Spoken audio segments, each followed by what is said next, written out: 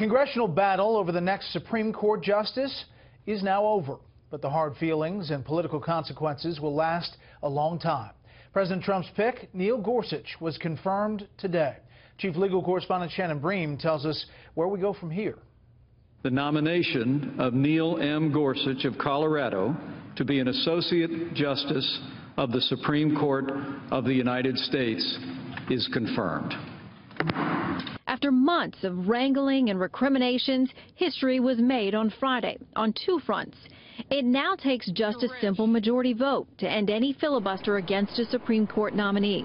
And federal Judge Neil Gorsuch has been confirmed to join the nation's highest court as its 101st Associate Justice. I think it's a good day for the Senate and a great day for the country. As senators across the aisle debate how unleashing the nuclear option will impact their efforts to work together moving forward, Gorsuch has an enormous workload waiting for him at the Supreme Court. He'll be sworn in time to take part in the next round of arguments beginning on the 17th. One of the most prominent cases involves a church preschool denied a Missouri state grant for safer playground materials. This because of a ban on public money going to aid, quote, any church, section, or denomination of religion. We know that Judge Gorsuch has written before on religious liberty issues, and so I think when this case gets teed up for argument and decision, all eyes are going to be on Justice Gorsuch because, in all likelihood, he's the one who's going to break the tie. Gorsuch's vote will also immediately have an impact as the court decides which cases to take up next.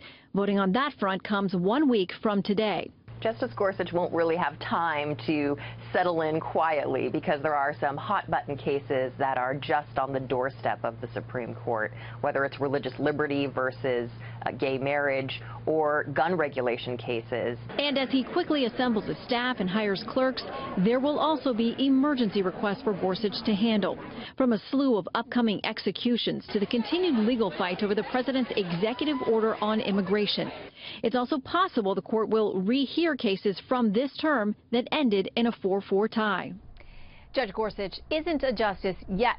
Chief Justice John Roberts will administer the constitutional oath, which is required for all federal employees, in a private ceremony 9 a.m. on Monday. That'll be followed by a public ceremony at the White House, where the man he once clerked for, Justice Anthony Kennedy, will administer the judicial oath.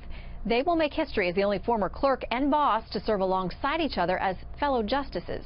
Brett? Interesting. Shannon, thank you.